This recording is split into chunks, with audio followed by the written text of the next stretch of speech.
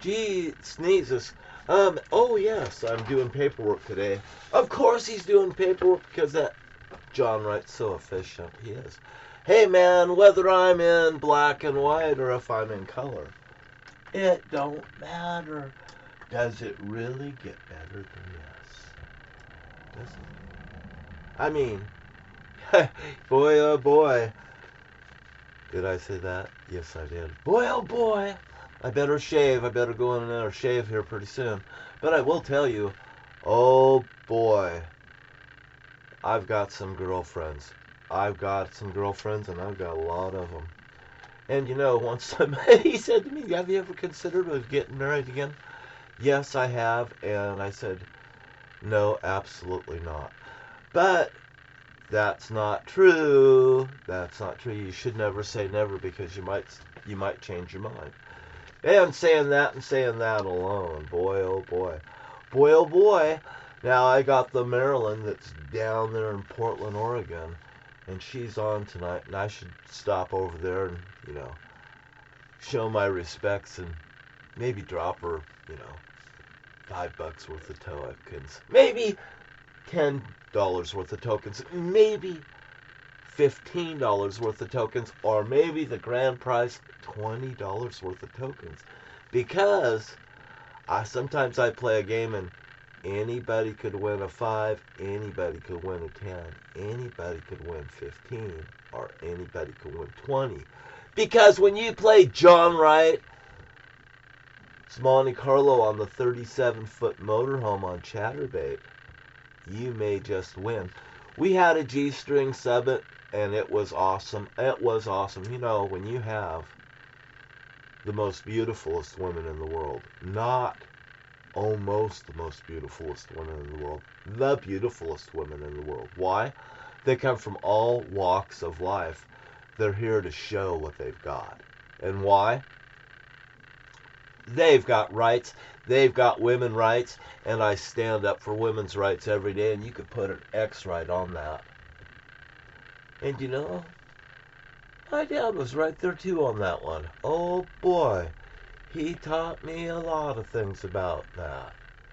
And also, women can get out of line and they should know their role, but that don't mean that they shouldn't have voting rights and they shouldn't have the right to go down and choose and select an abortion if needed, whether it's a bad date. They'll have to sit there and they'll have to go through what they go through, and I'll bet you anyone that has an abortion at some point will have regret, possibly depression, and also just knowing that other people know that you've gone through that and they're so judgmental about you. It could cause reaction, and it could actually cause health problems. And that very thing happens across a broad band of many things. And usually my videos do have a point and an underlining factor too, by the way. These here are the cars that I race outside here. This here is the fast one. This is the elite car. Oh boy, I like racing this one. This one steers good. This one I could race anybody with. I could race my other cars against this one. This one would beat it. There is no way that you could outmaneuver this car. With a little bit of practice, anybody could be a pro. Hey, you know what? You go to TEMU and you buy your products instead of Walmart. And you know what? You never have to deal with Walmart's BS. And Walmart is BS. They target people and they put them in low income housed areas. So, hey man, this is where the hood shops, right here. The hood, man. The hood, man. It's at Walmart. Hey man, we're cool. Walmart's cool, man. No, Walmart's not that cool. Walmart's not that cool at all, I will tell you. Which one would you rather have Walmart sell? Golf clubs? That could really kill somebody. You could really beat somebody with this. But you're teaching somebody a skill with this one. This one here, you're teaching somebody a skill with it too, and this one here sends a real goddamn bad message. You know, and when men buy their kids toys like this so the kid can walk around in front of the mom and threaten her, you know what it's going to happen if you ever fucking screw up and have a kid with someone else? You know, that woman might need to have that woman might need to have an abortion on the side. And she might not have the option of having the man know, because the man will seek revenge against her, because the man wants to lock her into a condition that she could never get out of, especially if it's abusive. So, right there, I'm not saying it in a gay fashion. Hey, you want to play basketball? I bet I can outshoot you from the 50-yard line. You know, from the 50 spot. We'll just shoot from there and see who gets in the basket the most. How about 10 out of 10 times who gets in the basket the most? 10 shots, you only get 10 shots, you can't cross the line. Now when Donald Trump crossed the fucking line and he wants to go up there and shoot from the key spot, no way. You don't get nowhere near the key. You have to come back here to half court. 10 shots, and I'll tell you what, 10 shots, I'll play you against your life. If you're not a pro basketball player, you're just some Joe like me that has not thrown this ball across that fucking room and stuck it in that fucking basket right there 10 times, cold turkey, I'll do you. Isn't that fun? I just love it. So anyway, there we was. In our 37-foot motorhome, right here. Airplane Bowl. Oh boy, I tell Ernie about this all the time. I said, you know, we got to get the air compressor over here. We have to put some air in these tires because I need this thing to be able to get out and jump off this. I only got a small space there, Ernie, so I got, you know, this is going to go worldwide tonight. It's going to go worldwide tonight. I just love telling them that. And I said, and sometimes I go out and I hit 20,000 people on Leah's show. Now Leah, you know, last night after we came on, me and her kissed made up. Oh boy, when I looked on the thing, we had about almost 6,000, almost 65, 7,000, something like that. When she was off the air after about 10 minutes, and I started scrolling back through the, you know, the chat area, and some of the things that are said there is just wild. Now, I went to Monica's room. Now, Monica is a woman that looks so much like my first wife, right down to her braces. And I went in there, you know, and this is how I tip. I go to the girls' room that I enjoy, that I do spend time with, whether they know that I'm watching them or not. I got monitors across my house. It keeps me happy. I have joyous people here. I got joyous people there. It keeps me straight. I can talk to anybody I want, any place in the world, and I think it's fabulous because they're nice people from all walks of life. You just don't get better than that. And you know what? I told Ernie, I said, the funniest thing is I get along with everybody in the world, except my own family members. My own family members is the only people that's ever caused me grief and trouble legally. Why did they come after me and what did I do to them? Jesus, Jesus, and Patesis. And since it's dark, I'll go grab the book out of the window that everybody can see, by the way. Me and my super system, my super duper system. And by the way, I got a drone. Actually, I got 2 drones, and I was thinking about flying them. Oh boy, I can fly them here. I can fly them up to 10 miles away, one of them, and only about 7 or 8 miles on the other. Or maybe that's 10 miles and it's maybe 13 on the other. One of the two, I can get quite a ways away from the house without leaving. This D.B. Cooper magazine, oh man. This here, my family member's house. My grandmother lives right there in Brush Prairie, Washington, right in the center of this. Look at that. Do you think that because they highlighted this book and this would be the spot that they would, that it would land? And then when you look on it, you go, oh, Grandma's house, 15619 Northeast 3rd Street, Brush Prairie, Washington. Oh boy, the airlines come up flying up and they go just like this and they turn. I've watched them from the farm, just laying in the field looking straight up, watching the stars at night. It's kind of like being in Montana. Have you ever been to Montana? No street lights around, and you can look just straight up. And in Brush Prairie, Washington, this little spot is so cleared out that you can look right up and you can see the stars, and you can see down here there's lights around us, but right there, and you could just see the aerial go like this. You couldn't tell me that you couldn't see a flare, and there's flares on the farm too.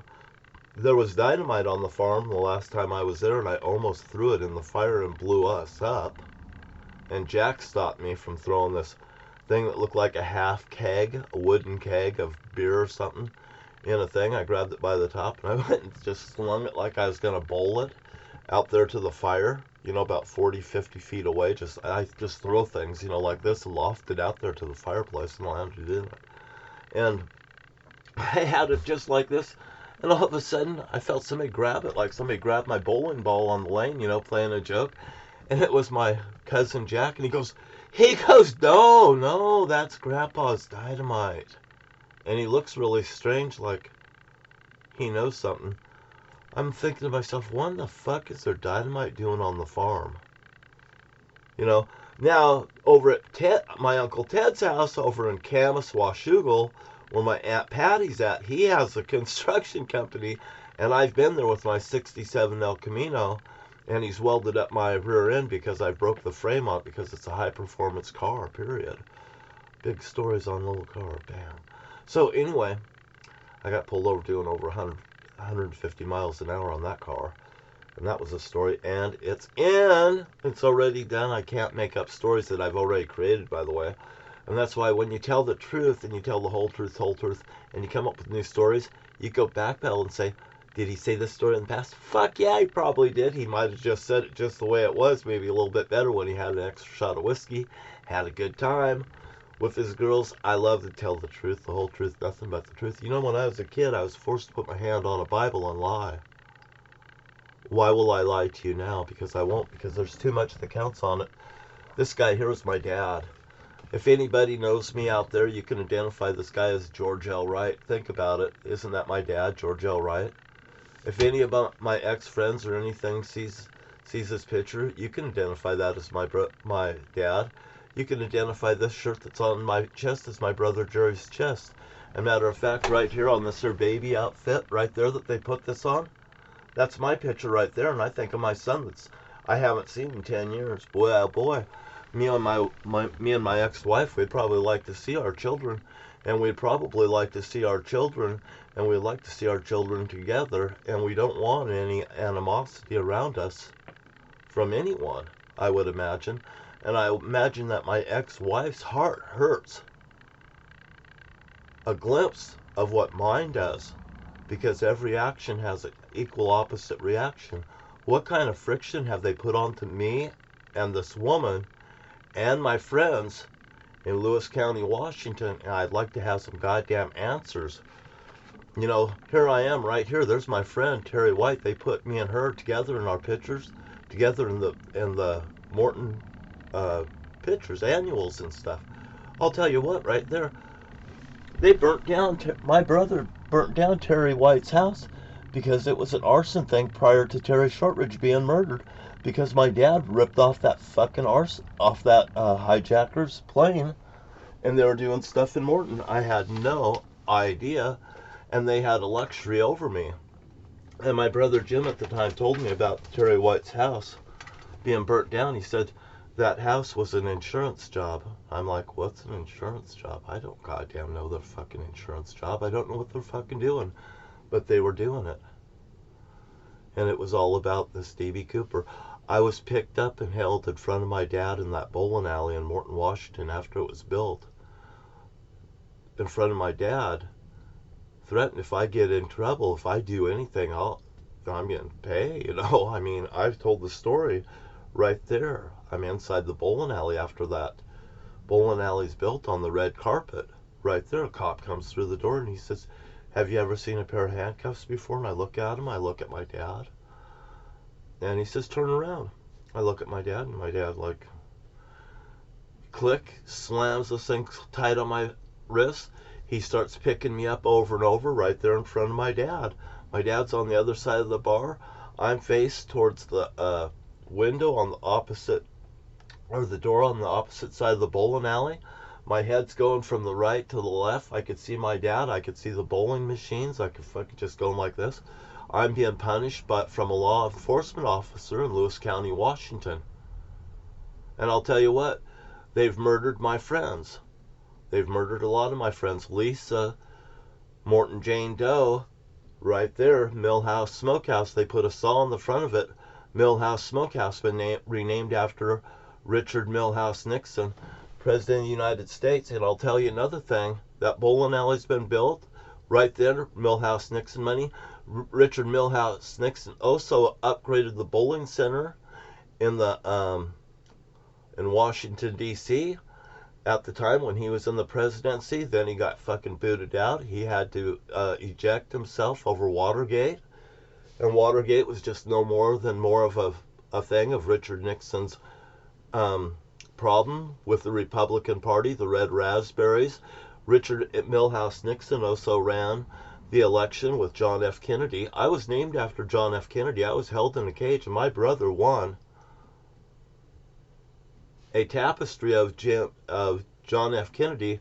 My brother Jim says, John, that's the president that got shot dead in the head. I didn't know what he's talking about. They're all living in a post-traumatic stress disorder. And I guarantee you Donald Trump's doing it, and this thing, Enon, I've seen how it's pronounced and stuff. I have it written in one of my notes. I went through my notes and stuff. I still got a paper over there. You know, I have work orders and stuff. When I do work orders, I'll do a work order because why? The person needs to know what they're going to be goddamn doing. This is what I want done, and I will pay. This is all that you have to do, and you get paid. That's it. You know what? And a lot of people, they need directions because they don't have no focus to move ahead. Because why? Well, they're in a post-traumatic stress disorder, and the commercials that you are seeing on TV has shock therapy upon them. You know, I'd like them to put a disclaimer on the commercials. You're going to commercial break, prepare. The last thing you need is somebody in the thing going, ah, ah, ah. Some old lady that looks like my mother talking about Medicaid. I had that removed right off the thing because, Jesus Christ, I'd be watching my logging show with the logging equipment I used to work under in Port Angeles, Washington, the Ricards. That's where I'm from, too. They moved this equipment here and there. The Nakanos was involved in something of it because they knew something. My brother sent me to the Nakanos to work for them. And Doris Nakano always said, Jerry, Jerry, Jerry, Jerry. Jerry wouldn't have nothing to do with the Nakanos.